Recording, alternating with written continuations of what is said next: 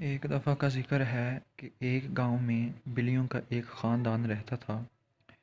اس خاندان میں 5 افراد شامل تھے، ایک شوہر، ایک بیوی اور ان کے 3 بچے تھے۔ یہ سب بڑی ہنسی خوشی زندگی بسر کر رہے تھے۔ شوہر سارا دن کام کاج کے سلسلے میں گھر سے باہر رہتا اور بیوی تمام دن گھریلو کام کاج میں مصروف رہتی۔ ان کے 2 بچے بڑے تھے، وہ اسکول جاتے تھے، جبکہ سب سے چھوٹا بچہ، جس کا نام مانی تھا، گھر میں کھیلتا رہتا اور خوب شرارتیں کیا کرتا۔ وہ اکثر اونچی اونچی جگہوں پر چڑھ کر چھلانگیں لگاتا، جس کے باعث کئی بار اسے سخت چوٹ لگتی۔ ماں اسے پیار سے سمجھاتی بجھاتی رہتی، مگر اس کی صحت پر کوئی اثر نہیں ہوتا تھا۔ کئی بار مانی کو اپنی شرارتوں پر باپ سے بھی ڈانٹ پڑتی۔ وہ اس وقت تو سہم کر دبک جاتا، مگر جوں ہی وہ دونوں میاں بیوی اپنے کسی کام میں لگ جاتے تو مانی کی شرارتیں پھر سے شروع ہو جاتیں۔ یہی تو روز کا معمول تھا۔ اس گھر کے نچلے حصے میں 2 چوہے بھی رہتے تھے۔ یہ دونوں بہت بوڑھے ہو چکے تھے، ان کے ہاں کوئی اولاد نہیں تھی۔ وہ اکثر چھپ چھپا کر اپنے لیے خوراک بل میں سے لے جاتے اور کئی دن اسے کھاتے رہتے۔ بلیوں کو ان کے بارے میں سب معلوم تھا۔ انہوں نے ان کے بڑھاپے کے پیش نظر انہیں وہاں رہنے کی اجازت دے رکھی تھی۔ دونوں خاندان بڑے مزے کی اپنی زندگی بسر کر رہے تھے۔ مانی کو جب بوڑھے چوہوں کے بارے میں معلوم ہوا تو اس نے ان کو ستانے کی ٹھانی۔ جب بڑھیا چوہیا اپنے شوہر کے لیے کھانا لینے کے لیے باہر نکلتی تو مانی اس کے پیچھے لگ جاتا۔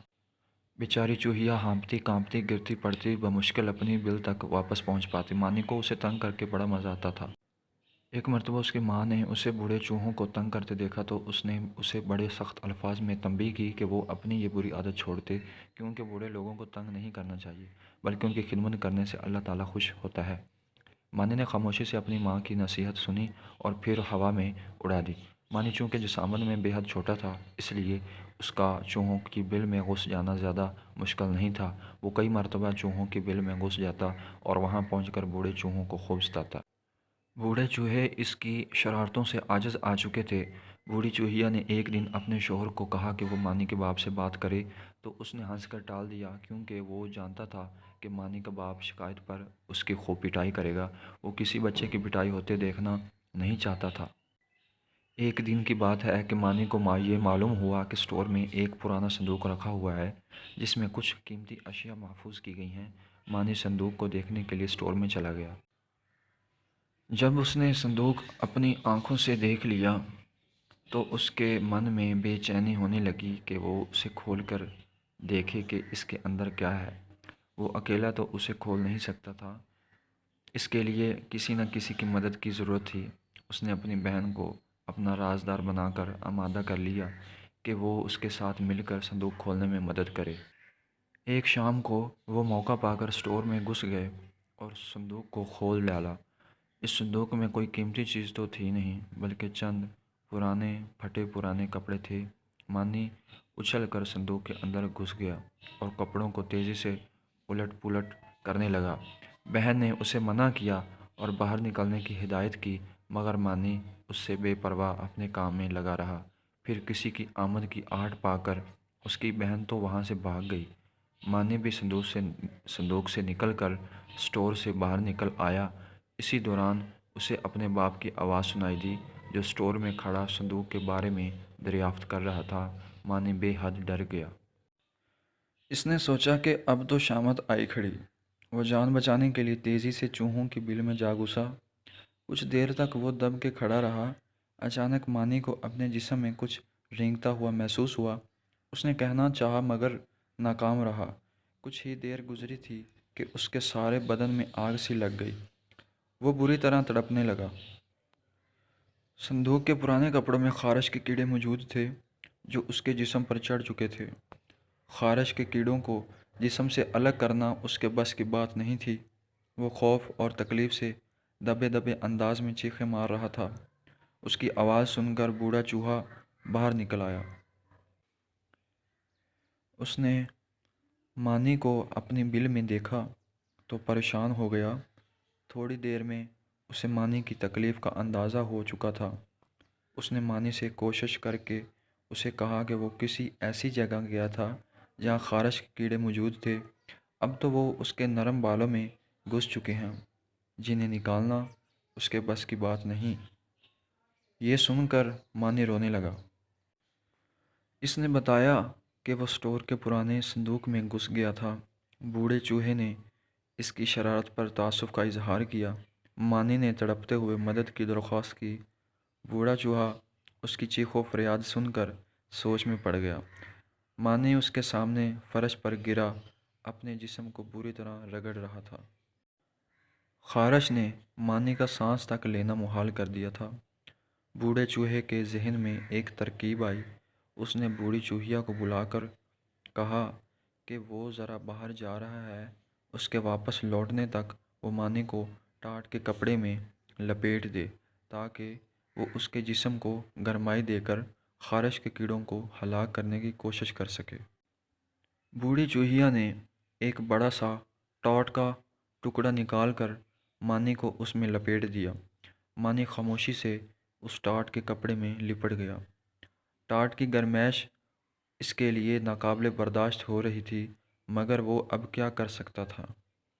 बूढ़ा चूहा बाहर पड़ी मेज़ पर चढ़ गया और वहाँ एक गोल लंबा सा पाइप पड़ा था।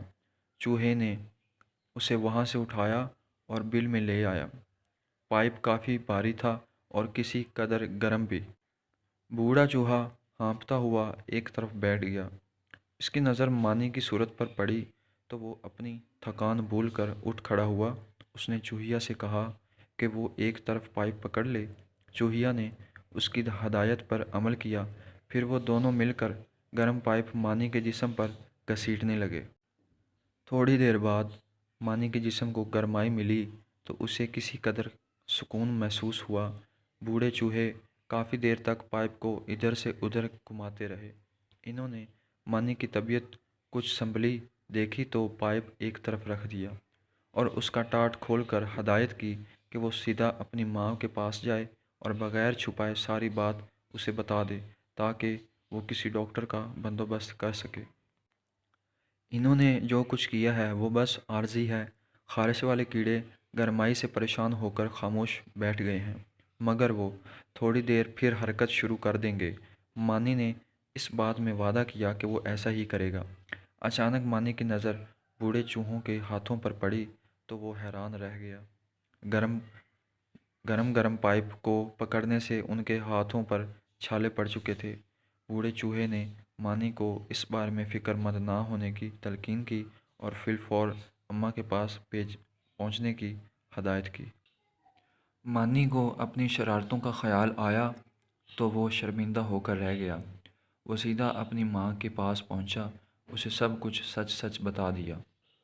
माँ ने उसके जिस्म पर बाल हटाकर देखा तो उसे खारिश की बारीक कीड़ों के रेशे दिखाई दिए जिन्हें हाथों से चुनना बड़ा दुश्वार था। फौरी तौर पर डॉक्टर को बुलाया गया। डॉक्टर ने मानी की हालत देखकर उसे दूसरे बच्चों से अलग रखने की हदायत की और एक टीका लगाया। उसके बाद उसने एक महलूल नमा दवा दी कि उसे गर्म पानी में मिलाकर मानी को उसमें खूब नहलाया जाए। मानी की माँ ने इलाज में ज़रा भी कोताही नहीं की और फ़ौरन गर्म पानी करके उसमें दवा मिलाकर मानी को नहलाना शुरू कर दिया। वो महलूल बड़ा तेज़ असर था। जहाँ जहाँ जिस्म पर लगता मानी की चीखें निकल जातीं। कुछ देर की मुसलसल कोशिश के बाद मानी के जिस्म में सुकून पैदा होना शुरू हो गया। मानी को नए और साफ़ कपड़े पहनाए गए। डॉक्टर ने एक बार फिर इसका मुआयना किया। खारिश के कीड़े मरकर इसके बालों में से निकल चुके थे।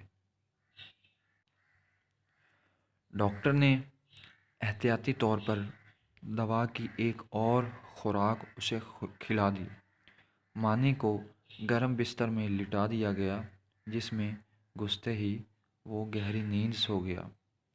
उसे काफ़ी सज़ा मिल चुकी थी, इसलिए इसके बाप ने उसे मज़ीद डांटना मुनासिब नहीं समझा। अगले रोज़ मानी जब उठा तो तंदुरुस्त हो चुका था। वो जब बिस्तर से बाहर निकला तो उसे बूढ़ा चूहा दिखाई दिया जो उसकी खैरियत मालूम करने आया था। मानी इसकी शक्ल देखकर पानी पानी हो गया। बूढ़े चूहे ने हंसकर उसे तसल्ली दी और कहा कि बच्चे तो अक्सर शरारतें करते रहते हैं, मगर उन्हें कोशिश करना चाहिए کہ وہ ایسی شرارتیں نہ کریں جس سے دوسروں کو کوئی تکلیف پہنچے اور ان کی دل آزاری نہ ہوتی ہو۔ مانی اپنے سابقہ رویے پر بے حد شرمندہ تھا، کیونکہ اس نے بوڑھے چوہے اور چوہیا کو ستانے میں کوئی کسر نہ چھوڑی تھی۔ انہوں نے اس کے لیے اپنے ہاتھوں کے جلنے کی پرواہ تک نہیں کی تھی۔ مانی نے پکا وعدہ کیا کہ وہ اب کبھی بھی ایسی شرارت نہیں کرے گا جس سے کسی کو تکلیف پہنچے یا کسی کی دل آزاری ہو۔